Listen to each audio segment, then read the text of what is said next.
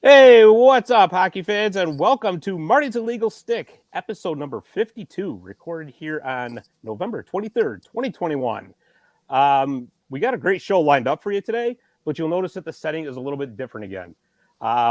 We're missing some of our key components, shall we say. First of all, the Macho Dom can't be here. Macho Dom is still working. He actually has to pay the bills, as we all do, so he apologizes. He wishes he could be here, but we'll try again next week. And Gumper can't be here again for his shuffleboard reasons. We've been talking about that. Gump loves his shuffleboard. So, and noticeably absent on a serious note here, Dave the Save. You'll notice I'm not in the studio. Dave is very sick. He's been in the hospital for a few days, and he's probably going to have a pretty long recovery. But you know what? Fact of the matter is I just talked to his wife, and he's doing better. So, if you're a religious person, say a prayer for Dave. If not, just at least think a good thought for him. We're all pulling for him and hope he's back as soon as possible. So there's going to be no countdown music, no commercials or anything like that, because I'm going to tell you something. I can't do that stuff. So, but anyways, we do have one of our regulars with us. It's the professor, Jeremy Roberts. What's up, buddy? How you doing? I'm doing. We're just I hear you. Multitasking here and doing the best we can. Yeah. So you ready to talk some AHL hockey here or what? Oh yeah. Because I'm going to bring in our guest. Our guest is one of the co-hosts of the Calder Farmstead podcast. It's an AHL podcast, as a matter of fact. Actually, I think he's like the only analytics guy in the AHL. So I'm going to bring him in. It's Mr. Sean O'Brien. What's up, buddy? Not much. Thank you guys for having me. Yeah, there are a couple people who do like some live tracking and some like data analytics for their team. But as far as I know, I am the only one that does it for the whole league. So that makes me the best and the worst at it, unfortunately. Well, I'll tell you what, you do a heck of a job because, I mean, that's got to be tough to do it for the entire league. It is, especially because like I have absolutely no supervision, which is fun because that means when I make graphs, I can use logos that are, maybe not the standard ones. And if anyone yells at me, they are not my supervisor. But it also means when I screw up, 100% of the screw up is my fault, which has happened already this season where I was trying to figure out a way to pull because there are no injury reports in the AHL, but guys still miss games due to injury. And I was trying to figure a way to pull them out of the system automatically. And I thought I had figured it out. And I think I sent out a tweet or something that was like, this is either going to work perfectly or completely screw it up. And yeah, it completely screwed it up. So I had to spend most of one day trying to unscrew it up to the point where I think I said to one of my data analysis friends, I was like, I'm in a good place when I'm coding pieces of data that are just called FML and please work.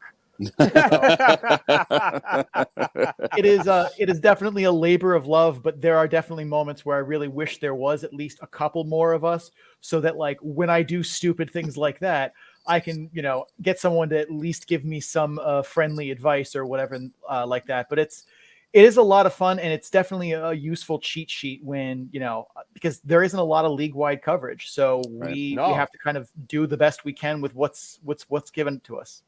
Wow, that is absolutely incredible. I mean, so does the AHL work with you on that? God, no. The AHL, just had to ask. If you had to ask, I'm sure that there are parts of the league behind the scenes that are probably a little annoyed by it because, like, if you're a coach and someone sees like their team just trending down like that, they're the ones that have to answer for it, and it's out there in the public. So, like, God forbid one of their GMs or owners or anything is like, man, why does this kid think our team sucks? Who's this guy? Yeah, right. So where can we find that info? So all of the graphs and stuff that I post on Twitter, I actually didn't get to post any today because I was busy doing other things, but I did make the updates. But you can find all of that on my Tableau page. It's free to the public to go look at. The easiest way to find it is through like a bit.ly link. It's bit.ly/data dump and chase, all lowercase, all one word. Everything there is up to date through Tuesday's data before the Penguins Checkers game that's tonight. It gets updated usually weekly around Tuesdays because there aren't usually games on Tuesdays, or if there are, it's like one. And I usually have some spare time on Tuesday. So that's usually the day I kind of get around to it.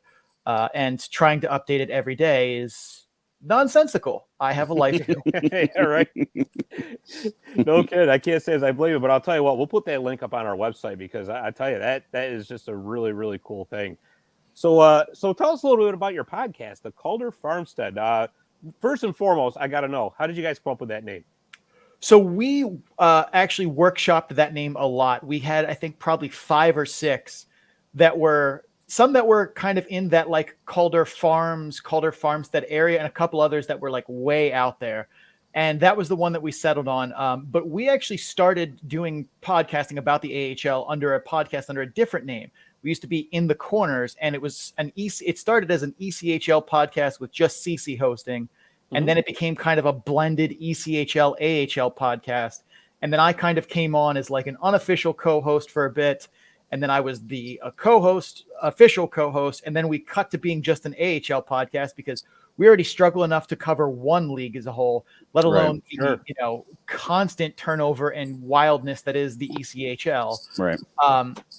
And then we decided to leave that outlet and come to Full Press, and we wanted to change the name because there were a lot of other things that, like, I wasn't really thrilled with the name In the Corners, and neither was he. Like, our graphics were kind of grungy looking, and we decided, like, let's go a completely different direction and let's find something that's a little bit more of kind of our brand, which is serious analysis from not serious people. And I feel like we do a good job with that and incorporating that into pretty much everything we do. So that took us a while in the name. I think we probably bounced around with that for a couple of weeks. But it is definitely a labor. Our preseason scouting reports for every team, we did 31 teams in the AHL in 31 days, covering 492 players in depth. Oof, wow. Talked about, what they're good at, what they're bad at, what it looks like on the ice. And then gave outcomes for, best case scenario, worst case, and then most likely case. And we covered pretty much the top 9 forwards and top 4D and both goalies in most respects. And when we started 31 days out, like those first ones, we had a couple of misses who was going to make the roster because we're a month away from puck drop. But I mean, that was exhausting. But I mean, we did a really good job with it. And I felt like we prepped people for their team for those seasons. And at least most of it has held up pretty well so far, although we're going to talk about one here, why I'm here, that maybe not as hot, but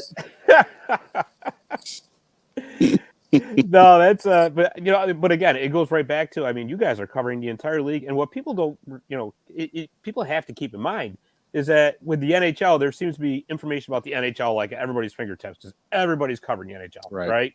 Whereas with the AHL, that coverage does not come as easy. So, really hats off to you guys for the job that you do. It really is incredible. And of course you can find that on all major podcast platforms. I mean, we our like link tree page has our YouTube channel, Google, Apple, and Spotify. But like, if you can find some place to get podcasts that like people realistically use, and we're not on there, I'd be shocked because I know it's on, TuneIn, Podbean, iHeartRadio, all like any place that I could even think of to like that people would listen to a podcast. We tried to get it on there. So it's on Amazon Audible, for Christ's sake. Wow. So it's so if you can't find it, there's something wrong with you. You're using a podcatcher that probably is just stealing your data and sending it to the communists. So I got to remember that one. That's great. That is great. Well, I'll tell you what, there's no way that we could ever cover the whole AHL like you guys do, but we do have obviously our Utica Comets. This is our right in our wheelhouse. There you go. Beautiful. Beautiful. So Sean, let me ask you just right off the hop here. Obviously I don't think anybody pegged them to be 13-0-0 at this point. But what's your view on this team so far? And are you, how surprised are you by their good start? I mean, anyone who says they knew the Utica Comets would be this good in the preseason is either psychic or lying. And since psychics aren't real, that pretty much narrows it down. But after watching a lot of Binghamton last year, who, is now the new Utica Comets, like it was hard to be overly optimistic because that team was very, very bad. Yeah. I mean, I think we thought they could be decent if they got a lot of good breaks. And there were a number of if kind of break points for them. I think our best case scenario in our season preview for them was second place in the division. And our most likely was, I want to say, fourth in the division. Mm-hmm. While like we thought they'd be better than Binghamton because we did that preview after Kevin Dineen came on, and both of us after watching San Diego last year were like, no, Kevin Dineen is one of the best coaches in this league, bar none. Mm-hmm. He was a finalist for our best coach award that inevitably went to Joel Bouchard, but I want to say Dineen finished second in our two-person voting elimination. But it's just amazing how much they've gotten pretty much every good break that's gone their way. I mean, we thought guys that were young would take steps forward, but we didn't expect these giant leaps from like Graham Clark or Nikita Hochuk. Oh, yeah. Who just, I mean, watching them under Mark Dennehy, they looked very much in over their head and at some points just lost. And it's amazing to see a lot of those just big steps in development from them. And some of that, will stick for sure. Some of it will not because they're eventually going to lose games and they've gotten a lot of good luck along the way with that. But that, good luck doesn't last forever. Right. Sure. No, absolutely. Totally agree with that. And, and I'll tell you, Jerry, I'm sure you feel the same way. Watching the Devils when they came to the Adirondack Bank Center last year and they play, that version of the Comets, that the Vancouver St. Louis mixture there. When the news came through that team was moving to you, it's like, wow, we're glad to have a team. Right. Oh my God. Yeah. We got a team again, but how is this going to work out? Yeah. So this has certainly been just a fantastic surprise. I mean, that's and I think, and I don't know if you agree with this or not. One of the big strengths of the Comets right now is the ability to roll four lines. Oh yeah. This is a team that does not depend on just one top line. No. I mean, every line contributes. Mm-hmm. Oh yeah. I mean, anytime you can roll four lines who have legitimate talent on it. I mean, sometimes you'll get good luck and good bounces from like your bottom six, but they have at least, usable talent up and down the roster. Some of which I think is maybe outkicked its coverage a little bit, but they don't have, there are a lot of other teams in the league be like, okay, yeah, they're carried by a strong top six. And then their bottom line is, an ECHL second line at best. Right. But the Comets definitely are not built that way. And we talked about that a little bit on our podcast earlier when we were breaking down the Comets, I think 2 weeks ago. And we said they really managed to get rid of the bad parts of that Devils team and, bring in a lot of really good veterans who were definitely upgrades. The only one that I think that I was surprised that they weren't able to keep a hold of was Ben Street. I thought Ben Street might stick around because he was at least trying to carry that Binghamton team to mediocrity, kicking and screaming. But so much of that team just looked awful. And yes, they were young, but a lot of it I pin on Mark Dennehy, who at multiple points last season, I was just like, yeah, he's probably one of the worst coaches in this league. And it certainly shows now. What a turnaround with Dino behind the bench. Yeah. And, another thing that they're getting, and, who knows how long it's going to last, hopefully for the rest of the season. They got two goaltenders that are playing their first professional seasons in North America. Akira Schmid's number one in the AHL in both goals against average and save percentage.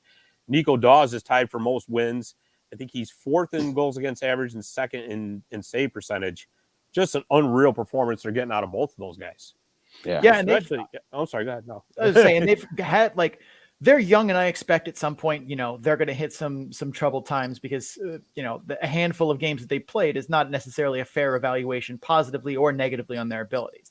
I was cautiously optimistic on both of them. They're both enormous. I think both are north of 6'5", and while not the spryest of athletes, they can move pretty well. And when you're that big, you can, maybe not be able to get post to post as fast as some of the younger, smaller, more athletic guys, but you make up for it in just sheer length. But they've had they've had to make big saves at times, but compared to some of their peers, they've had a pretty good defense in front of them that gives them an easier workload most nights. Absolutely. Yeah. We have fallen into the tunnel of, we are definitely a second period, third period team. The first period is a little slow for us. And we've kind of gained that mantra, as that's what every fan now expects. They're like, oh, it's all right. Second, third period will come around. We'll wake up. that's not going to last all year. Like, you can't live on that because it will hurt you. And they've had some good first periods, but none that were just, blowing teams out of the water like they seem to be doing in the second and third. But I think one of the biggest strengths that Kevin Dineen has been, even when he was in San Diego, this is one of the big credits to him that kind of ended up with him as one of our Coach of the Year candidates, is his ability to make adjustments and to get guys to be in the right spots, utilize talent well that he has. When the last year when he was in San Diego and the Ducks were, basically had him stripped down to spare parts where he's playing two defensemen on forward lines. Right. He was still managing to, that team adjusted. They played a different style. They played different tactics, but they made changes and they made them fast. And he got guys to basically just shut up and listen and, buy in. And that's what you see a lot of, is his ability to make adjustments and prepare that team well. I watched that game where they had to go to Canada and play Laval, and Laval's, forecheck, even under JF Houle, has been pretty good, even if it's broken down at times, and the rest of that team has been not as great as it was under Bouchard. Like, he had them catching guys from behind in the neutral zone that are not speedsters, but they were just moving their feet. He's gotten really good buy-in from them. And I think that's the other thing too, that even when they come through rough first periods, that team is well prepared. They're not a team that has a lot of foot speed up and down the roster, especially based on like their skating ability, but they play fast because they know where they're supposed to go with the puck, where the other team is, what's going on around them. So when the play comes their way, they don't have to stop and think about what they're supposed to do. They can just focus on execution, because even at the AHL level, like, the game moves too fast for you to be getting the puck and being like, oh, okay, this is going way, like, you don't have that time. Right. Yeah. So that ability for him to maybe not right out of the hop have them look the most prepared, but having them, once they kind of get in the groove, look like they can out execute teams is a big reason that they're definitely rolling four lines as well, and their ability to play fast, even if they aren't necessarily a fast team skating wise. Yeah, exactly. Sure. Yep. Absolutely. It's funny you mentioned that Laval game, because that was supposed to be sort of a revenge game for Cole Caulfield after all the controversy there on Twitter of like, well, when you score one from below the dots on the outside, I don't know what more, I don't know how you could dunk on a goalie too much more than that, but like, I know, right? Well, at least the Comets came away with the win. That was, because that would have been horrible if that was like the game-winning goal. So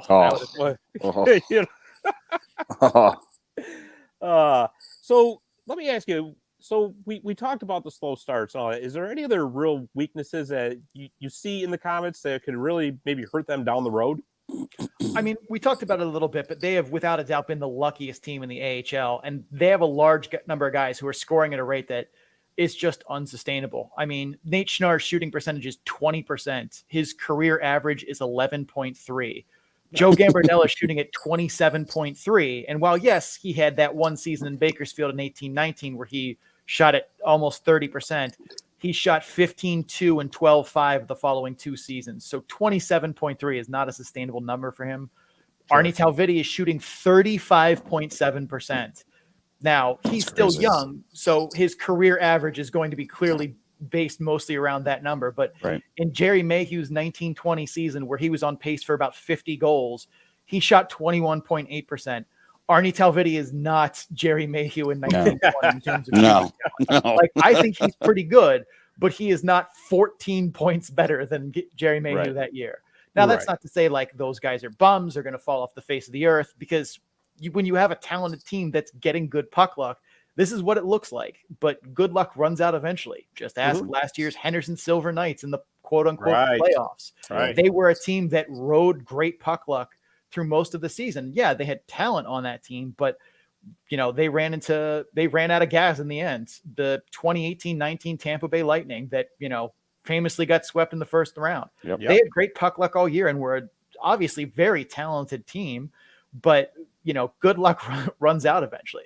Yeah. The Comets have also been really good on special teams, but they have the worst penalty differential in the league, meaning they're taking a lot of more penalties than they're drawing. Right. And while you can, scream at refs being refs and biased against your team, the other side does that exact thing too.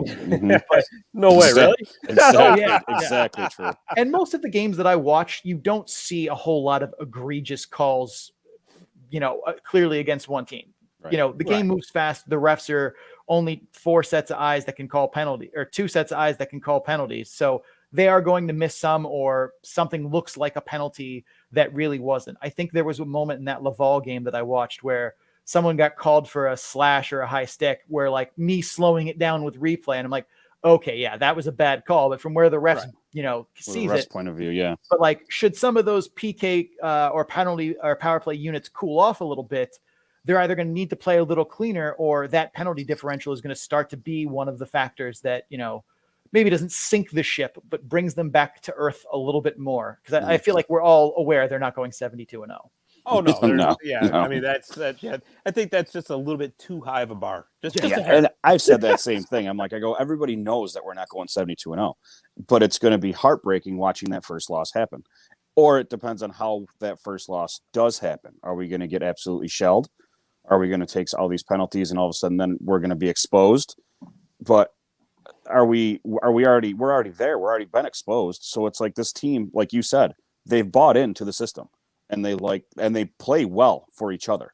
And that's the biggest thing. The chemistry with this team is it's remarkable how well they're playing.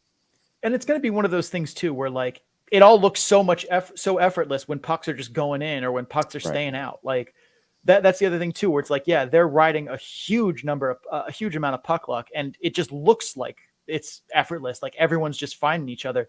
And when some of that starts to come back to reality a little bit, I think you're going to see, you know, some struggles. I've been campaigning that I think Nolan Foote should not be on the line with Schmelzer and Gambardella, and he needs to get more involved in those games, because he's been like the only one on that team who's really not been a huge factor so far this year. He had a good weekend for sure. Yeah, I've said this. Confidence starting to build in him, but like he's a guy too that I think that's one of the only real complaints I would have had with like I would have done, you know, the lineup a little differently. I'd be trying to find him with Graham Clark or with Chase DeLeo when he's in town. But like someone who's able to find him in space, because he's not going to be a guy who goes blue line to blue line with the puck. He's not going to be, you know, setting up plays from the outside. He's very much get to the front of the net, find soft ice in that slot area, and bang home, you know, a beautiful pass or a rebound or get a tip. But like that's more his skill set. And I don't feel like Schmelzer or sometimes Nate Schnarr or Joe Gambardella really overlap that well. And he's kind of had to figure it out on his own without necessarily like a nice Venn diagram of skill sets on his line. Yes, it's exactly. Right. I've been saying that for weeks. Yeah. And there are a lot of other little things too, where it's like, this is going well for them. And, you know, once that kind of starts to slide back the other way, because I mean, hockey is still a sport that has a bunch of luck in it. It's, you know, vulcanized rubber biscuit on the slickest surface we can find. Goofy stuff is going to happen. And currently, you know, goofy stuff is going in their direction very, very unsustainably. It's going to start going the other way. And then you're going to be like, wow, why can we not put a puck in the net? Why are we just missing wide open shots? Why is, you know, why is the sky falling? Like, and that's it. And it's gonna happen. Like, I mean, the fans here in Utica are gonna lose their minds once things start going wrong. And it's like you said, it's hockey. Like, that's how the hockey god works. It's not. He's not perfect all the time. He's not gonna put us 72-0 the first year we have him here, and we're gonna have all this easy cake run through the whole everything. It's like it doesn't happen that way. It's not reality. No, especially too, like even the teams that do get, you know, really hot at the beginning of the season, they're almost always the ones that flame out when playoffs matters. Because they're just out of that good puck luck, and sometimes just out of gas. At least the Devils seem to be doing them some favors in the sense that they seem to be completely okay with not giving extended looks to guys like Holtz or any of their other kind of key young guys. So that they at least have that benefit going for them, that the Devils seem to still be like, yeah, we're maybe not going for the number 1 pick, but like another top 5. Yeah. Well, yeah, because, you know, it's funny you mentioned Alexander Holtz, because there was a huge transaction today of interest for Utica fans, whereas leading scorer Chase DeLeo was recalled by the New Jersey Devils, and in his place, they've sent Holtzy back down to Utica. You know, it's funny. We were just talking about that the other night up at the game there. And, you know, I think it's a win-win for both Holtz and the Devils, because he was a healthy scratch a few times up in New Jersey. And, let's face it, the kid's 19 years old. Right. I mean, he does need some developmental time. There's no doubt about it. So he's certainly going to get playing time in Utica. I'll be interested to see who else they send back down when Jack Hughes is ready to come back.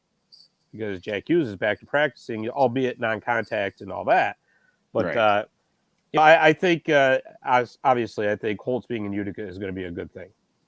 I think the important thing for them too, and we've beaten this drum a million times on the Calder Farmstead about it's important to not yo-yo guys. Like nothing ruins a prospect more than just keep bringing them up for like a week, maybe playing them for a game or two, and then shooting them right back down. Right. I mean, we've said that about Montreal calling Cole Caulfield back up already. Like, nope, you needed to leave him there longer because now if you send him back, it's going to be a problem.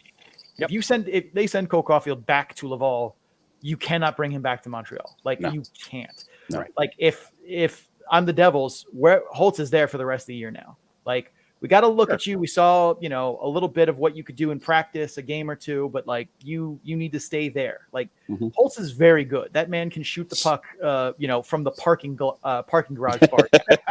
There's still a lot to his game that needs work. Yeah, and he's still a kid. He's still he's still 19, and like he's still a kid. He's still kind of a scrawny 19-year-old. Yeah. He's still struggling to play through contact. I mean, I don't ever expect him to be out there throwing his body around like he's Joe Hickett's or something like that, even for a smaller guy. But like he's going to need to be able to kind of figure those moments out and his skating too is not the strongest. So the fact that he's kind of a smaller dude, struggles to play through contact and can't just speed by guys or threaten to do so, he's going to get pushed to the outside a lot more at the NHL level because defensemen just aren't scared. They can take risks with him knowing that he won't be able to just walk past them and make them look stupid like he's Pavel Bure. Right. Exactly. Right. Exactly. Great comparison there, by the way. There's a blast from the past. I like that. I like that a lot. So, obviously for the Comets, their biggest rivals are, of course, the Syracuse Crunch and the Rochester Americans, both in the AHL North with them. What's your views on those teams? And is there any particular team in the AHL North division that the Comets need to watch out for? I have not been that impressed with Syracuse. I haven't gotten to see them as much so far this year. I mean, Dumont and Hudon are both very good. I don't quite believe Jimmy Huntington is as good as his results have been so far. And after that, the Crunch forward group is just full of guys that are like, yeah, he's okay-ish. He's not terrible. He's fine. But that lack of depth behind their top lineup is a little bit worrisome. Their blue line, I don't think Day is as good as his results have been. But behind him is a lot of guys where it's like, that guy's fine. Like, he's a good number 4 defenseman, but he's their number 2 defenseman. Right. Like, they don't have a lot of guys where I'm like, oh my God, he's terrible. How did he make this league? But they have what I like to think of is they aren't doing anything terribly wrong with their roster, but there's a lot of like, yeah, you wish that guy was better. You wish he was a little better. And Tampa, being in the injury problems that they have, I just think I saw Braden Point is out indefinitely for them. I don't think some of the guys that they thought were going to be in the mix in Syracuse this year, Barry Boulay, Radish. Well, one Radish is there, but I think they were counting on having multiple Radishes, the Radish Eye.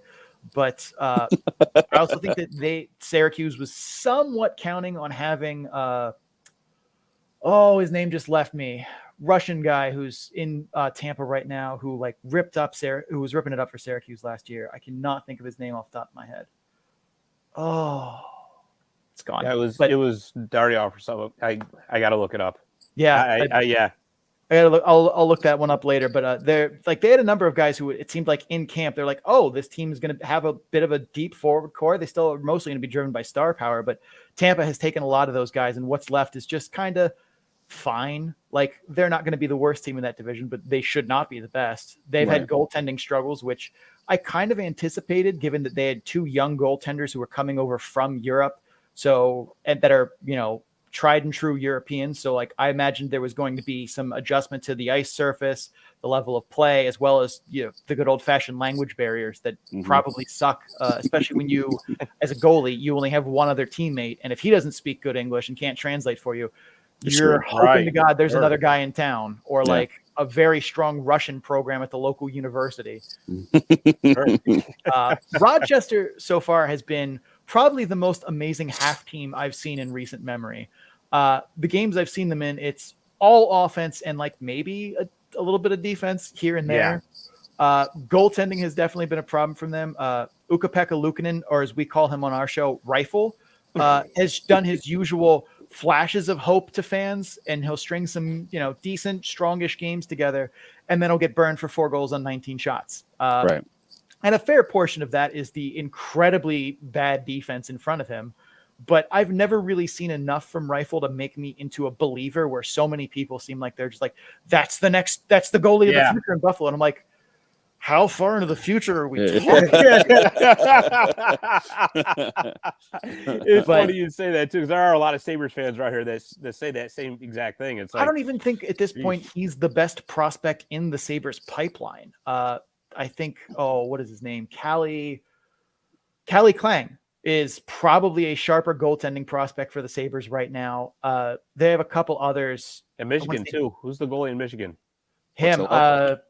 Devin Eric Levi, Portillo? I think his name is? Yes, Portillo. Yeah. There it is right there. Oh, Eric Portillo, also very good. Yes.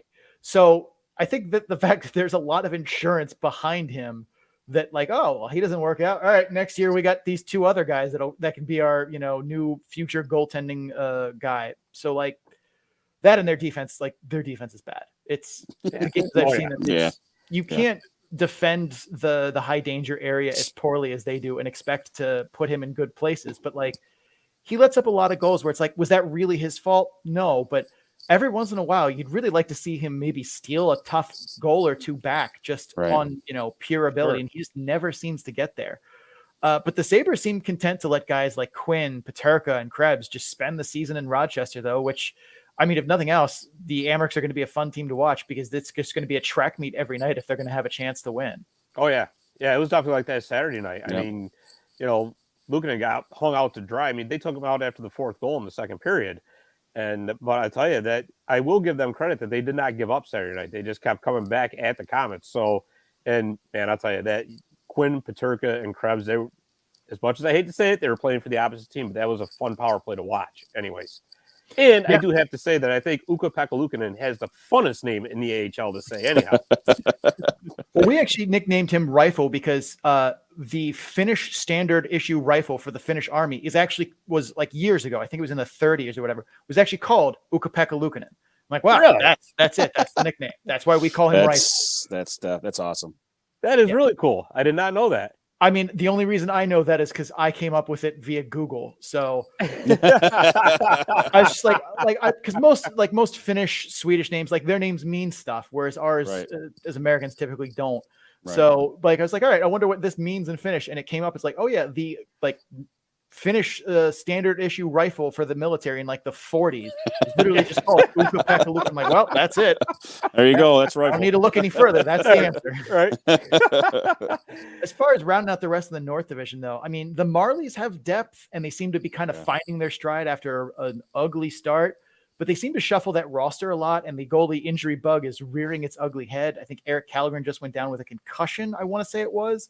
But he doesn't, I mean, unless they plan on riding Michael Hutchinson, which is not a terrible idea. I just don't think they'll do it. And they'll try and continue to pretend that Andrew Agostino, different guy.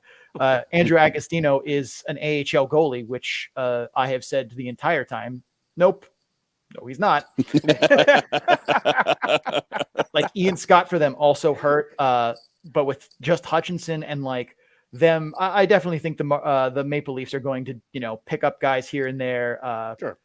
They have a couple of young prospects down there that it's and they seem Toronto loves to play 4th line shuffle with the Marlies and Maple Leafs. So I think they're going to have at least some struggles for consistency, but on any given night, they can be a competitive team. To me, the team in the North that I think is a bit under the radar is Cleveland. Well, Daniil Tarasov has definitely looked like a much bigger goaltending project this season than I think anyone was ready for.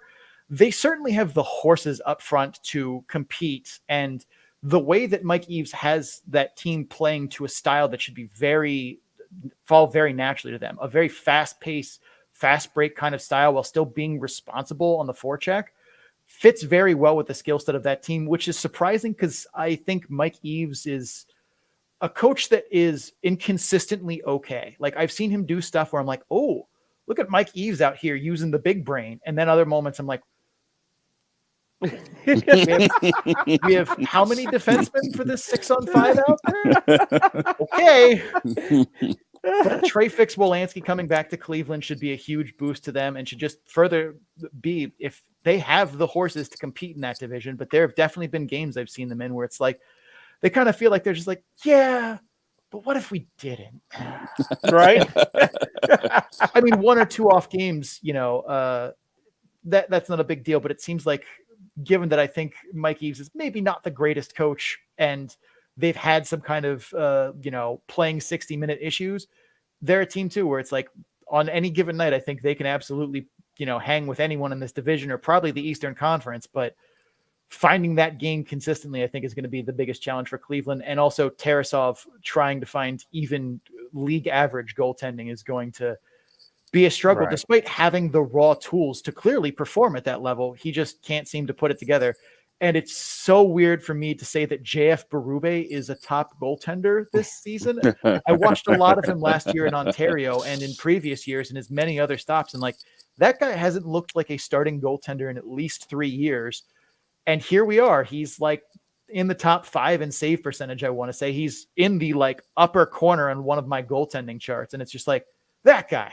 Yeah. And like watching him, he looks like that guy more or less. That's unusual, but I guess I believe it. But that would be my read of the North. I still think Belleville is that team that every once in I don't think they're going to be good over the course of the season, but they were actually my pick to upset the Comets a little bit ago.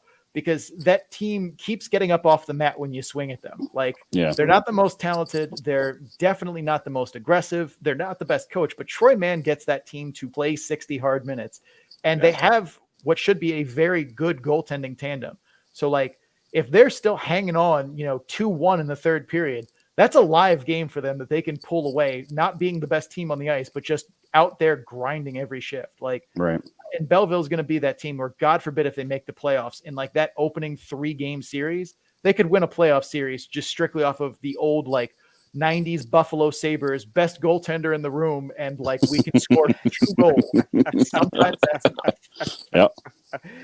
And it's funny you mentioned JF Berube because he found the fountain of 2015. I don't know if you heard that or not, but just real quick. So the Comets schedule is actually going to get a little bit more difficult because they're going to be playing some teams from the Atlantic.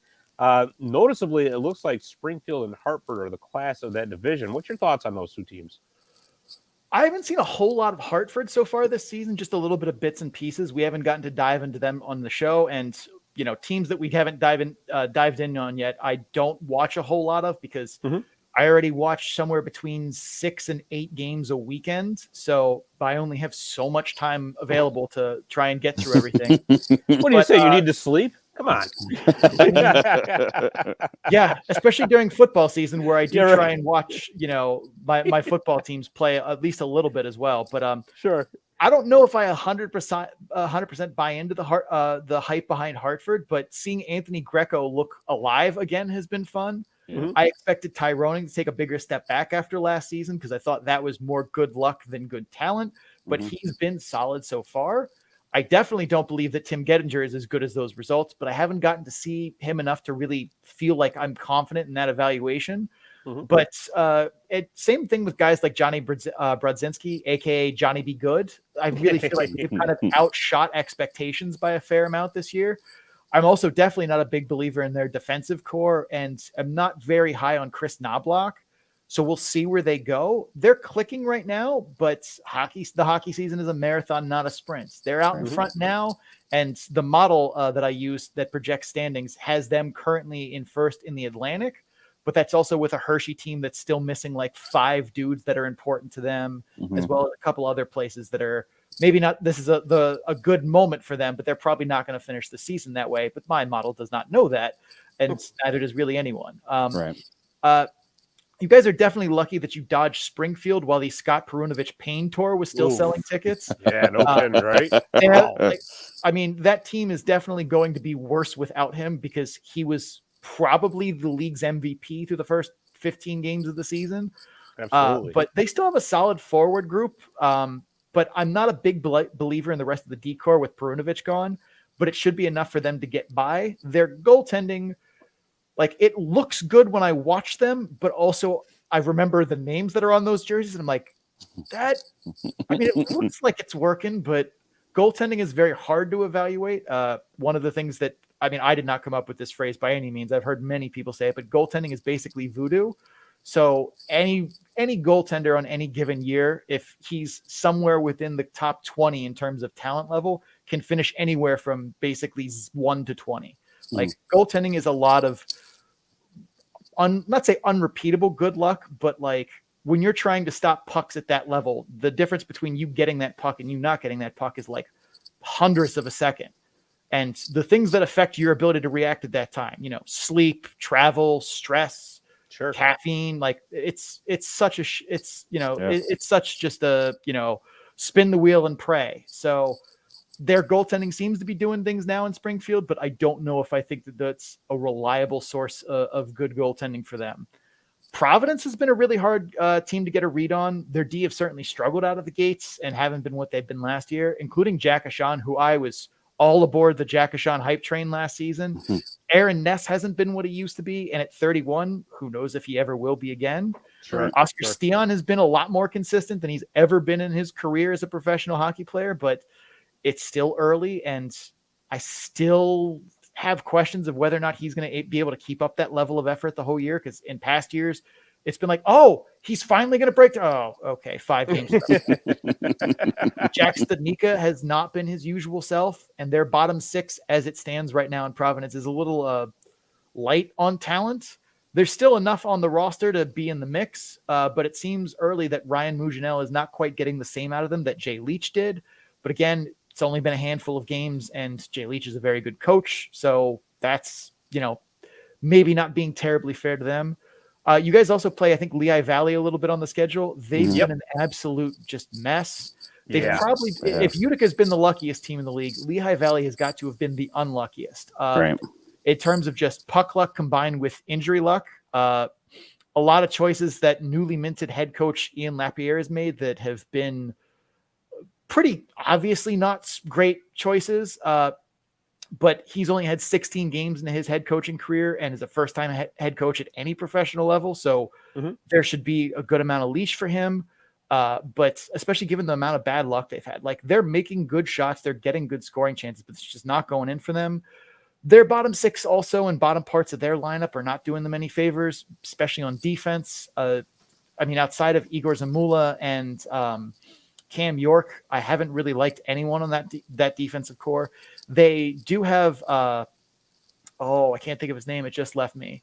Adam Clendenning, who can be a useful defenseman, but in the right spots. Like, he's got a very hard slap shot, but he uses it too often. He's a physical defender, but mostly because he cross-checks guys harder than other people do and is straight up slow. Like, he's not very fleet of foot, and they have not used him in a way that I felt like has maximized on those talents and minimized on those weaknesses. They've done a fair amount of the opposite of that. And I think Lehigh Valley will eventually rebound, but to what degree that they are a good team is very questionable at this point. Oh, and of course they have former Comets fan favorite Cal O'Reilly as well. Yeah.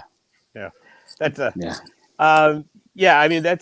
just it. And it's hard to tell with the Atlantic Division teams for our point of view, because the Comets don't play them that much, quite frankly, which, it is what it is. They play the Crunch 14 times, the Americans 12, and then the rest of it is kind of just dispersed throughout the Eastern Conference. And of course, Eastern Conference teams don't play in the Western Conference, which I don't know how you feel about it, but I think it's kind of a shame that they can't figure out a way. Listen, I understand logistics. I understand travel time costs. I get all that. But wouldn't it be nice if they could just figure out some way, maybe not every team in the East playing every team in the West every year, but maybe like one division playing another division, somehow, some way, just to figure it out. I don't know. I thought it'd be pretty cool. I don't know what you would think about that. I mean, I think that would be great from a fan perspective. I'd certainly enjoy it from the analyst chair I occupy. I think it would make end season award votes better, as they're a trash fire to begin with, because like we talked about before, no one really covers the league as a whole. So, even if you ask the absolute most dialed in best Utica Comets reporter to name 5 Bakersfield Condors, you're just going to get met with blank stares.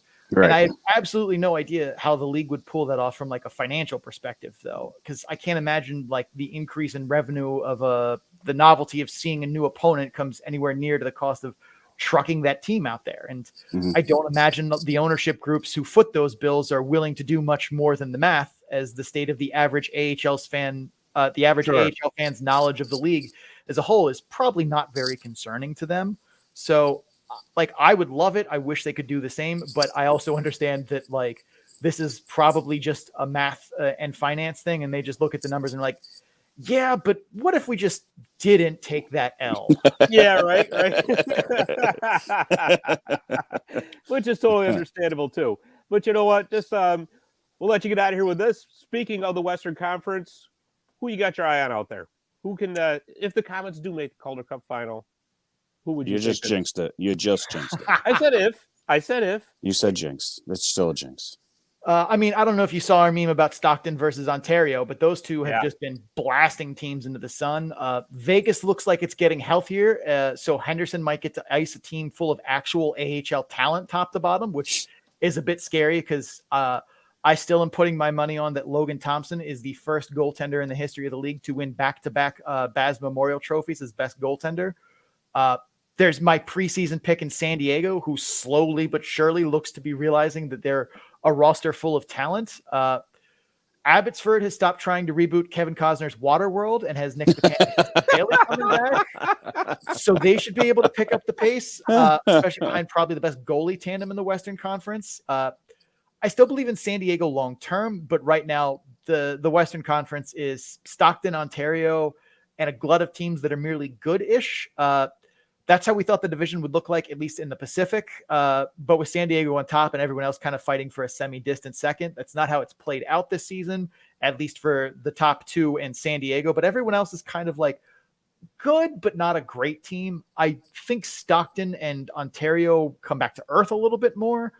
The biggest team in the West that's been surprising and also simultaneously scary is Iowa. I mean, if Minnesota is content leaving Marco Rossi and Matthew Boldy in Iowa for, the majority of the season, good luck everybody else. Cause those you cannot convince me that Minnesota has 13 better forwards than the two of them, kind of in the way that Scott Perunovich was like the 4th best defenseman at St. Louis on a bad day. Right.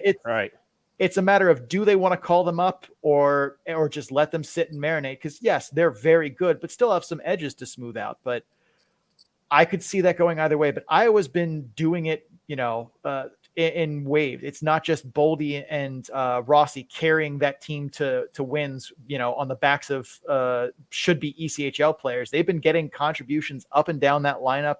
Their goaltending is good. Kalen Addison on the blue line can absolutely ball, even though he's been, creating scoring chances. The pucks haven't quite been going in for him on the score sheet yet. Joe Hicketts has looked like everything the Red Wings hoped for 5 years ago. They've probably been the scariest team in the West for me because they seem like the one that's doing it in the most sustainable way. Whereas I think a lot of the others will either come back to earth or realize their, talent level eventually. I could see this Iowa team, should all the pieces get to stay there for most of the season, probably be a favorite for the Calder Cup, which it's 16 games in. So I realize that that's probably not going to look good, and I'll be on Old Takes Exposed sooner rather than later. But Iowa has been scary in the Central, especially because the Central is a very talented division, whereas like the Pacific, it's a lot of like flawed but okay teams. The Central has been one where it's been like, no, top to bottom, all of those, like Iowa's good, Chicago's good, Grand Rapids is surprisingly a lot better than I thought they would have been. Milwaukee, should they ever been able to pull their head out of their ass, is a good team. It's to me, it's been a surprise, but I think Iowa is probably the Western Conference team, if not one of Stockton, Ontario, or San Diego. It's funny you mentioned Marco Rossi too, because he's been kind of forgotten actually, because he missed all of last year while he was recovering from COVID. So that would be interesting too if Minnesota does leave him down there for the entire year just to get him built back up, so to speak. But yeah, it'd be interesting to see what happens for sure. And Boldy I think Boldy had, he definitely was hurt at the beginning of the year. I want to say he got injured in training camp. I don't remember how serious it was, but I think it was enough that he was supposed to be shelved for a while. Ontario also has Akil Thomas, who's out for, I want to say, shoulder surgery. Yes. He's supposed to be coming back around New Year's. So that's another big piece for them to come back. I know Quentin Byfield also has missed time. He probably should be in Los Angeles. And Los Angeles seems to think that maybe they don't suck as much as they probably do. So he might, end up in Ontario as well. Which Scott is going to cry. That's his favorite team. Listen, I'm used to it. Don't worry. So the Western Conference definitely has some top-heavy teams to be scared of should Utica get that far. But I think the biggest thing for them is like the East still has a lot of sleeping giants. Like Hershey, I think when we talked about them earlier last week, there were 7 guys that were important parts of that team that were either hurt or with the Caps who were also hurt. I know they just got our Flow of the Year winner last year, Axel Janssen-Fjällby, back. So that should at least be some steps up in the right direction for Hershey. But they have a good team, but I think it's a lot of it's very top heavy. And should they play Utica in a playoff series, I could see Utica getting the better of them just because I think Utica's bottom 6 and bottom pairs, roughly as we stand now, are better than Hershey's when both teams are, peak of their powers. Yeah, absolutely. That's a great point too. And it's like we talked earlier about the Comets' ability just to roll 4 lines, and pretty much all 3 D pairs are on an equal level. So, I mean, that's going to make it fantastic. Well, Sean, listen, we appreciate you coming on and talk to us. This has been a lot of fun, man. We really do appreciate it. You guys are on Facebook and Twitter as well, correct? Oh, yeah. We are on everything that's not TikTok because I absolutely refuse. We're on Facebook and Twitter and Instagram. Our Twitter is at Calder Farmstead. Our Facebook and Instagram are at the Calder Farmstead because Twitter has character limits to their usernames I don't know why. I wanted them all to be the same, but I couldn't make it work. So that's where you could find the podcast. We're, on YouTube, any podcatcher you can find. If you find us on social media, you'll be able to find us anywhere else that we are. Me personally, I am at Sean O'Brien 81 on Twitter. That's where I post a lot of like my stats work every Tuesday. Every Tuesday, the system gets updated, and usually there are some observations around the league that I point out with graphs. I think I've made a couple of Utica being like, they are good right now, but this is their puck luck. And it's going to run out. Yeah. And I mean, again, that's free to access. We gave the link earlier there. You guys can link it again, but bit.ly/data dump and chase. That's where you can find all of it. And fun thing too, is if you are looking at it, I don't know what any of this means. There's little explainers that link to either tweets that I explained a little bit of what it is, or it goes to our episode 0 from the Calder Farmstead, where it explains, what that thing is in the easiest terms I can. We did that at the beginning to kind of give a primer to people who are not, used to hearing things like PDO or controlled zone entries, or, why it's important to shoot from the house, or what any of that even means. We kind of break it down in about 20 minutes. Yeah, that's that was a fantastic idea you guys had to have that episode 0, because I'll tell you, there are a lot of people, including myself, that don't completely understand analytics. I mean, I get the basic gist of it, but I'm very old school to the point where, for me, for the longest time, plus minus was the biggest analytics I got into. So I know, right? Try not to lose your dinner. I'm just saying. Plus minus. God. I have said that was the one thing I said, Cece, if you ever cite plus minus, I will quit doing this show. Will not. And we talk about that in episode 0. I'm like, this is not a good stat. And we explain this, I think that's one of the longer portions of it, is explaining why plus minus is just not useful in any way. Right. Sure. As well, the other thing that helps me is I wasn't, when I first started watching hockey, in a serious way, I was not an analytics guy. I was not a numbers guy. And then I became a data person outside of hockey. And then it came back to being part of what I did for hockey. And like the thing that's nice about like the models that I use and all of the graphs that I produce is I understand how they work, but I also understand where they fall short and they don't measure the game perfectly. And I never try and claim that they do. But I can be able to be like, all right, this is, this guy is here on this graph, but having seen him play, I don't think that's indicative of what he's capable of, or that's way overshooting how good he is, because the model doesn't take into account these things that are going, blah, blah, blah, blah, blah. But like, I can do a really good job of understanding where it falls short and where the eye test falls short and kind of bring all of that together. And that's what we try and bring on our show that also makes jokes and has trivia games and plays Mario music at the end. So that's awesome. That is so awesome. And I tell you, I will put the link up for that. The website you see scrolling across the bottom right there. See, I would have put all that stuff you just talked about, but there is no way I am fast enough to do that. Dave's not here. That's Dave's alley, not mine. So we have our like the wrong thing up. We have like a link tree link that basically is like, go to this link and it will show you all of the other links that you might want to visit that we talked about. There you go. And from there, whatever you do is on you. But that's usually what we have scrolling on the bottom too. So we don't expect people to remember all that stuff. I barely remember all of it too. So, well, that's awesome, man. And we do appreciate this. And you know what? Maybe we'll have to talk back in a couple months or so. We'll see how our predictions are going. Oh yeah. One of my favorite things that we do, that I insisted that we do, is at our end year award show. We did this last year too. Is the team that we were the wrongest about in their favor in the preseason, we have an award for. It's called the Dunce Award. And in order to kind of make up for that, like, we own the fact, like, we were wrong. This is why we were wrong. We thought this thing would go badly and it didn't. And blah, like, we explained the whole thing. And we also donate to an education cause in that team's footprint in their market. Because if we were stupid, other people need to learn to be smarter. That is great. That's awesome. That is awesome. That's awesome, man. Well, Sean, thanks a million. I really appreciate it. And like I said, let's do this again in, say, 2-3 months. Sounds good, man. I'm down for it. All right, beautiful. That's Sean O'Brien, everybody. We thank you for coming on, man. Appreciate it. Thanks, Sean. Yep. Have a good one. Oh, man, that was so much fun. That really was. That was great. And I'll tell you, you got to check that. If you haven't listened to that podcast, you got to, because like I said, you learn so much about the AHL from different perspectives from what we're used to talking about and used to seeing. So there is going to be no commercial break, of course. Are you going to do the whole thing of, all right, we're going to a commercial and then you come right back? Oh my God, I screwed that up so bad last time. It was awful. It was awful. I'm so out of my wheelhouse, So we're not going to commercial break. We will do Breakaway Trivia, though. And as everybody knows, Breakaway Trivia is brought to you by Jimmy the Iceman McNeil's children's book, The Red and White Zamboni Ice Machine. There it is right there. If you would like a copy, you can email Jimmy at Mac_Iceman@hotmail.com. All right, buddy. So it's only you. I know. I don't like Breakaway this. Trivia. I hate this right now.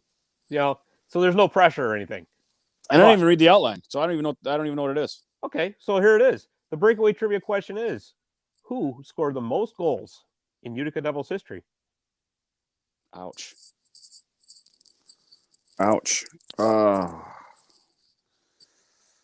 You couldn't go with like penalty minutes. I would have went like Scott Stevens or somebody. Claude Vilgrain. No, Utica. I was going to say Utica Devils. Yeah, I know it. Okay. Zalapukin Devil? For a little while. And not long enough to make that record then. Nah. Dowd? Nope. It was Jeff Madill. Oh. And he was one of my favorite. He was one of my favorite players too. Yeah. Oh, I liked him. Jeff Madill. I'll tell you, at first I thought it might have been like Kevin Todd, but he's an all-time leader in assists. Yeah. Yeah. So, nope, Jeff Madill, 126 goals as a Utica Devil. That was a good one. Yeah, it was, actually. So, let's talk some college hockey, shall we? Our Utica College Pioneers are now number 2 in the country. It's awesome. And we have a huge tournament coming up. Setting up for the good weekend. Oh, man, this is going to be so much fun. The Thanksgiving tournament at the Adirondack Bank Center this weekend. Yeah. We got our number 2 ranked Pioneers. You got Amherst College coming in. You got, was it UMass or Boston? UMass Boston. I had that backwards. Sorry. And the team that they're trying to catch for number 1, the number 1 ranked Geneseo. Mm-hmm. Yeah. So Utica College plays Amherst Friday night. UMass Boston and Geneseo play each other in the other game, and then the winners play each other Saturday, and of course the losers the 2 games. So, anyways, thoughts on the tournament, and you got to be wanting Geneseo to win Friday night. Along with I want to see number 1 versus number 2. Yeah, I think everybody will. I mean, if anybody follows college hockey, I think all of D3 hockey will be looking in at that game anyway. Oh yeah, I think they're gonna, as much as these 2 teams are going to probably get that NCAA bid, meet again probably, but it's going to be that precursor to seeing what is going to happen when it's going to matter more, right? Possibly for the D3 title, but it's also in a tournament view. Like you're going to want to win a tournament, sure, and especially at home. And at home. So, I mean, is Geneseo going to want to come in and spoil it? Absolutely. Is Utica College going to want to say, hey, guess what? This is our tournament. We're going to take over? Absolutely. So, I mean, it's going to be a great weekend of hockey. I really hope that the boys will pull it through. I think they're focused, and I think that they're rolling really well right now. Absolutely. So, I think that we really will be expecting a victory. And they are completely healthy, correct? Yeah. I mean, yeah. Nothing major, Right. I mean, yeah. Nothing major. Yeah, and here's the thing too, Jared. I mean, the Comets are potentially going to play the number 1 team in Geneseo. Mm-hmm. They've already played 2 games against the now number 3 ranked Adrian College Mm-hmm. Bulldogs. I mean, you want to talk about taking on tough competition early in the season. That is exactly what Coach Heenan's team has done.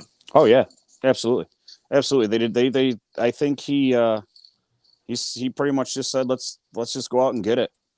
Let's just go show them what we do rather than wait for the end of the year and walk through their whole entire schedule. They said, let's just set these games up and sure, let's play them because we are ready for this competition at any given time, and that's what we have right now for our team. Oh, absolutely. And like I said, this tournament is just going to be awesome. I can't wait. I know, dude. I really can't. I can't wait. It's going to be so tough because I have my son is in another tournament this weekend, and it's out in Syracuse, so we're not staying over. So, I mean, between driving out to Syracuse on Saturday and then driving back for the UC game and then driving back out there Sunday morning, and it's just like it's a whole another weekend of hockey all over again for me. So, I mean, it's going to be exciting. I can't wait. Yeah, but just as long as it's worth it for you, right? Oh, it's worth it. Get those victories. That's all we want. It's worth it. But so let's move on. The New Jersey Devils have unveiled their 3rd uniform, and so the LA Kings wore theirs last week, and those they're the '90s style throwback, but they have the chrome purple helmets. No, black and silver with the chevron. Oh, okay, yeah. The Gretzky era. Helmets? Gretzky era is what they called them. But they have chrome helmets. So let's talk about these 2 uniforms. Well, you know what? Let's pick on the Kings first. Yeah. I got to tell you, I cannot stand the chrome helmets. I like the throwback. I love the throwback idea. Love it. I just don't like the chrome helmet. Like, why? Why? Vegas does the same thing with theirs with their the gold. Yeah. The Kings are doing chrome. To me, it just has no place. No, it's too shiny. Yeah. I mean, it is obviously it's shiny, but I mean, it's too flashy. Like, why? Right. Why be flashy? You're hockey players. Like, you're not supposed to be flashy. I know. I don't get it. It's like they got like aluminum foil on their head or something. I can't. Right. Can't And didn't they wear the chrome helmet for the outdoor game? Yeah, but I mean that was an outdoor game. That was an outdoor game, right? Like, that's a one-off, right? And Whatever, I saw it, and I go, yeah, it kind of looks kind of cool for the outdoor game. It's catching reflections that you normally wouldn't see for an outdoor game. Now you're gonna wear. No, I think they should have just went with. Go with a white helmet. I don't know. Black helmet. Yeah, exactly. I mean, and that's going to be part of their, regular uniform kit for this year. It's their 3rd uniform. Yeah. So, yeah.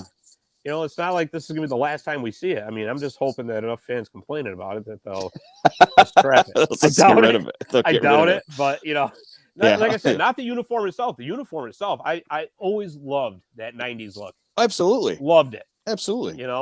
And I've been wanting for that to come back for the longest time. But, man, helmet. The helmet's just I don't like the chrome look. No, not at all. I don't like the chrome look in any sport. No. Like, it just does not look right. I mean, it looks. The only one it works for is Notre Dame football. Oh, no, it doesn't. It does because, I mean, you're used to it by now. No, I'm not. Okay, go back to the old dull gold helmet. Or just leather helmets. There you go. Is that what you're clamoring for over here? I mean, Do that. I'm not a Notre Dame guy. I don't like Notre Dame at all. I just no. They're spoiled, rotten little brats that I don't know. Yeah. Okay. Well, yeah. But you know what? It's a good thing that we're not worried about college football right now. I don't want to even think about it. No, we don't think about it right now. And speaking, you just made me mad thinking about Notre Dame. I mean, they just swept Michigan in hockey too. I know, man. What happened to Michigan hockey? I mean, they didn't drop far. They're down to 3 and 4 in the polls. So I mean, I think it's just one of those things that everybody knows that have them play again, Michigan will probably beat them. Yeah. And, I mean, you got to look. They have 5 of the first round picks on their team. But that's what I mean. I mean, everybody was expecting to go undefeated this year. No, I didn't expect them to go undefeated at all.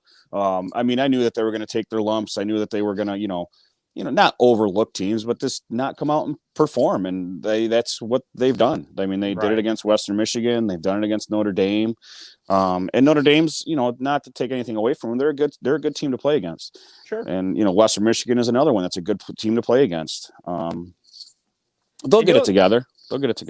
That's what I like about college hockey too, right? So like these Division I teams that are like in the top 15, like otherwise you would never have heard of them. Right, no. Because they don't have a basketball program, they don't have a football program. Like, unless you're a college hockey fan, have you ever heard of Bemidji State? I know. No. Everybody, and they look at it like, how do you even say that? Yeah, what is that? Right? What is that? Well, how do you say that? It's like where is Bemidji. That? I mean, that's a thing. It's like that's a thing. I mean, you got the state of Minnesota that pretty much rounds out the top 5. Much. I mean, that's just how it is. Yeah. So. Well, I think they have 10,000 lakes and about 9,000 hockey schools. So I mean, what do you expect, right? It's pretty much what it is. It's pretty much what it is. Getting back to those uniforms, did you see jerseys? I did see those come out, and I like the black. Yeah. I mean, I don't know if I like the jersey written on it. Yeah. I mean that was a little different. I mean, they're having a little fun with that on Twitter right now. I don't know if you saw some of the stuff. No, I haven't. So how it says jersey across the front. Well, somebody went and made a hat in the same color. It says hat, socks, pants. Well, that's the thing. Like you're looking at it says jersey. I'm like, well, no shit, it's a jersey. Well, wait a minute, it's saying jersey, like it's New Jersey. Oh, now I get it. But I mean, I don't know. I mean, maybe they should have done like a devil head or something like that, or with just something different, like because they've never done that. They've never had a devil head on a jersey. Yeah. I don't know. I like them because they're. I always like different. The black look. I like the black look on hockey. I just do. The darker look, I like it. Maybe even the white. Even if they reverse that and go all white, with that would look clean too. I mean, I've always been partial to the red and green look. I was really hoping to do something there. But, I'm sure we're going to see that one soon enough. Yeah, I mean that's. I hope. But I do like the red and green. Yeah, absolutely. And in case anybody's wondering, it's the 5 stripes that are on the third jersey that Jersey has represents the 5 retired numbers they have. Oh, okay. All right. So yeah, that's nice. I guess that's nice. So I mean, there's a little bit of history built into it anyway. Too. Yeah. So so there's that. Yeah, I like it, but I don't know. Just Jersey. It just says Jersey. I know. It's like you guys got to try a little harder. Come on. Yeah, it's like just find something else to put on it. Like, come on. So let's shift gears here and let's talk about something I'm sure that you're absolutely loving right now. Oh boy. New York Islanders have opened their brand new UBS Arena with 2 straight losses. Yes, dude. And they came home after opening the season with 13 straight road games. Through 15 games, they have only 12 points. And they are 8 points behind the Pittsburgh Penguins for the final wild card playoff spot in the Eastern Conference. So, Jeremy, I ask you, is it time to panic on the island? No, absolutely not. As much as I was trying to bait you right in on that one. As much as it pains me to say that, like they're too good not to wake up. I mean, that's what they really got to do. I mean, they just got to wake up, I think. And I mean, they'll get it. They're going to come along, and I don't see them staying this bad for this long. I mean, they will. It's it's puck luck, right? Yeah. Right now they don't have it, but they are a team that once they get it, watch out. because Oh, it's, absolutely. you're going to wish upon the worst against your enemy. And I bet you he's going to come back 10 times harder than he ever has. And it's basically what the Island is going to do. They're going to wake up and be like, hey, guess what? Oh yeah, we play this game called hockey. Let's go do it. So, I mean, that's going to be that. And they're going to put something together and just watch out for any team that meets them. Yeah, I asked that because there's an old axiom in hockey that, if you're in a playoff spot by American Thanksgiving, it's usually a pretty good indicator of you're going to end up in the playoffs. And if you're not, then that's, like you just said, you got some work to do. Right. I tend to agree with you on that one. For as good as Ilya Sorokin has been so far for the Islanders, Varlamov missing that time really hurt because they were so dependent on that 1-2 tandem, right? Oh, yeah. Big time. Big time. And you know what? Having to play those 13 games to start the season on the road, that's difficult. I don't care who you are, how good of a system you got, that's difficult.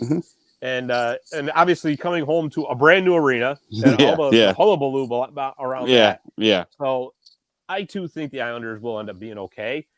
I do wonder if Lou doesn't pull a deal at some point here to try to maybe get a little more scoring for him, because that kind of seems to be the Achilles heel of this team. That's what I've been hearing is, a lot of people are talking about, is Lou going to pull Lou Amarillo tricks? Is he going to do? Right. Is he going to do it? Is he going to pull this? What's he going to concoct now?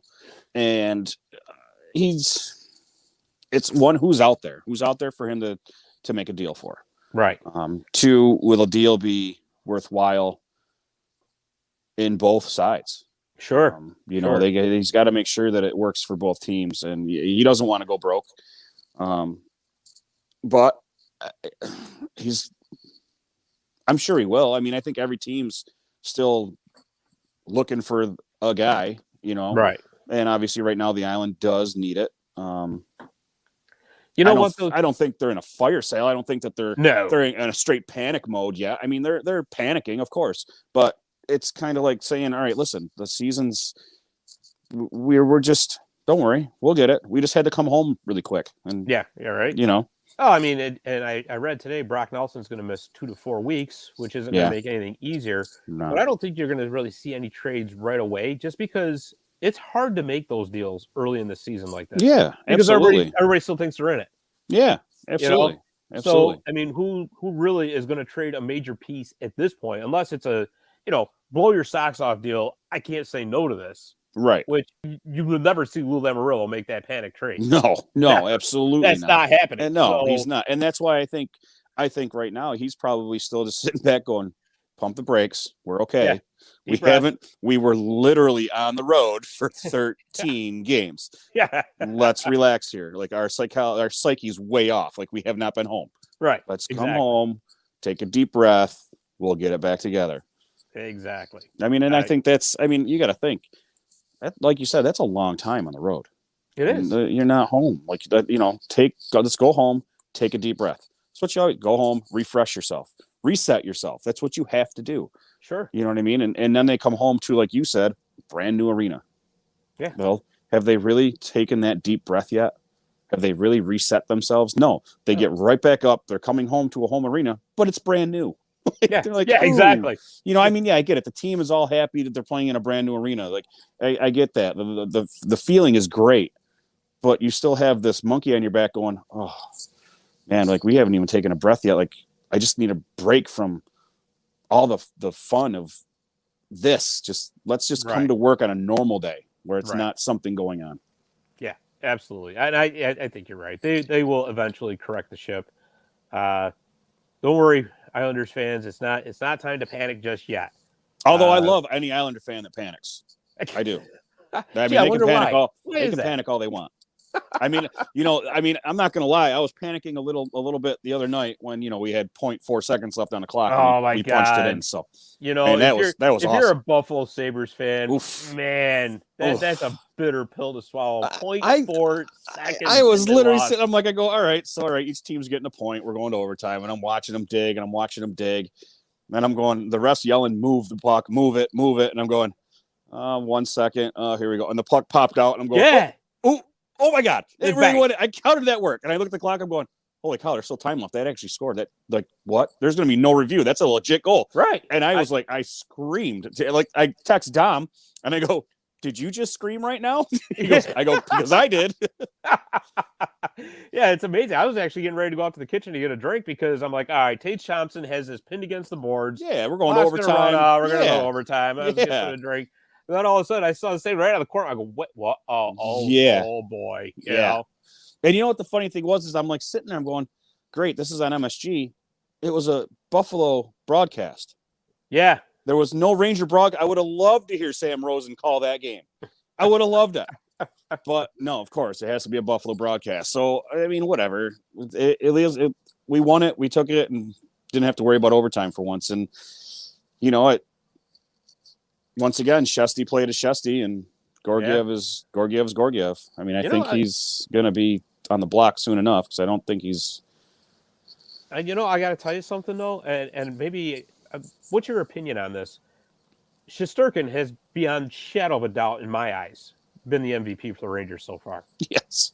Yeah. I mean, this team is. Yes.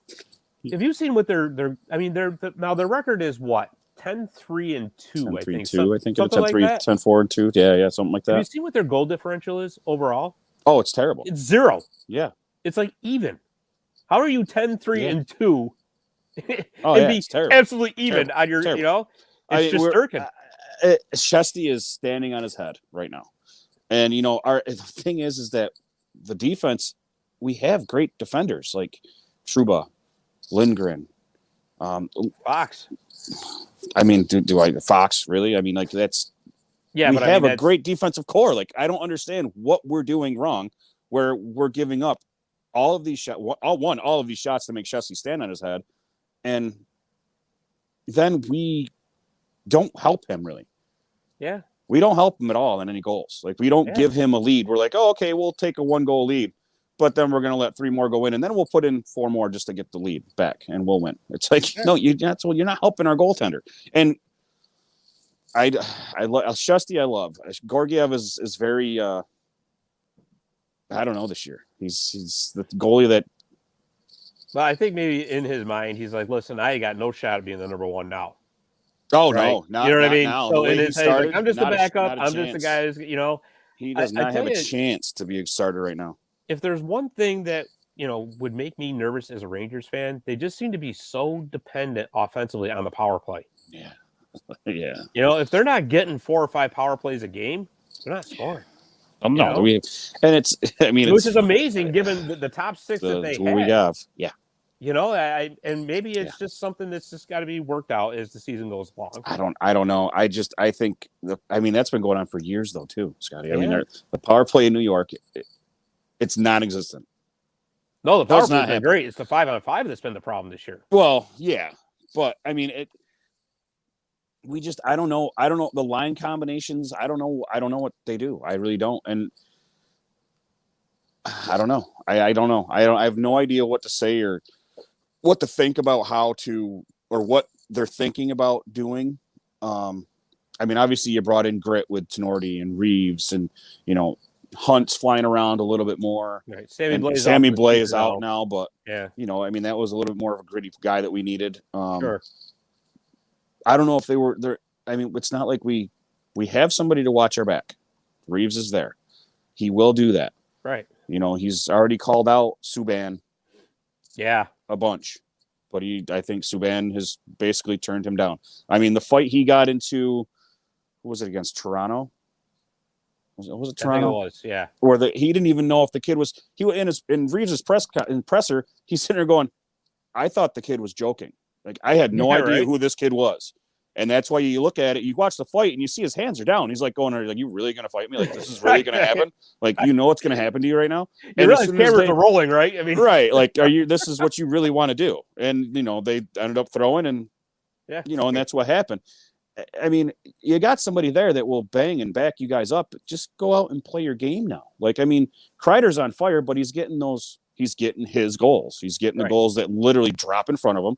And he's chipping them in and putting them in and deflecting them in like he always does. You know what I mean? It's killing. He's killing it. Right.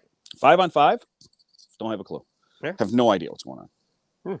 Well, it's something for Coach Gallant to figure out for you. And and they're healthy. Yeah, that's the thing. I mean, too. other than Sammy Blade, but I mean, other than that, right, we're but he healthy. wasn't going to be a We're huge healthy. part of your offense anyway. No, Yeah. we're healthy. So- We're healthy. So I mean, I don't know. I have Yeah. no. And Kako came on. Kako's finally playing like he should be playing. Yeah, you're right. So I don't know. I was expecting a little more out of Lafreniere this year. I think he's Not much. I'm not saying that he was going to be a 30-goal scorer. right. But- I think having him go up and down from first line to second line, there's still playing with a chemistry of lines, but I don't know why. You should already have that with Zibanejad, Panarin, Kreider, Tito, Loff, Kako. I mean, all right. So there you go. There's your chemistry. Figure it out. Sure. Have the guys just go out and play. Don't even practice. Have them just go out and play. Yeah. Figure out what they want to do. Maybe. I mean, like I said, I just honestly, I don't know what the answer is for them. No. But you know what? Maybe there isn't an answer because they're 10-3-2. So I know. Just maybe this is a moot conversation, perhaps. Yeah. Yeah. Just keep doing what you're doing. Yeah, definitely. Well, all right, buddy. I think that's all we got. I want to let everybody know that we're going to put the Zamboni time machine is going to be on just a little bit of a break until I can figure out how to get some actual commercial breaks built into these here because do an awful lot of talking here. And so I have been putting out some old Zamboni time machines in the form of articles on the website you see scrolling on the bottom of the screen there, martyselitestick.com. And I've also been reading some off for our new podcast channel there. Marty's Illegal Stick, of course, is now on all major podcast platforms as well. But if you do get a chance, check out martysellegalstick.com because we put all kinds of articles out about the Comets and the Pioneers and having a lot of fun doing it as well. So check that out. We've got new content on there every day. Well, Paul, that's been a lot of fun. Yeah. And, like I said, looking forward to a great weekend of hockey starting tomorrow night with the Comets playing Rochester at the Adirondack Bank Center and the big Thanksgiving tournament coming. Oh, yeah. So once again, we want to thank Sean O'Brien from the Calder Farmstead for coming on and enlightening us up with a lot of AHL info that, heck, I tell you, I didn't know. And like I said, hopefully we're going to have Dom and Gumper back here next week. Awesome. So for the Professor Jeremy Roberts, I'm Scott Kinville. Thanks for listening, and we will see you guys next week on Marty's Illegal Stick.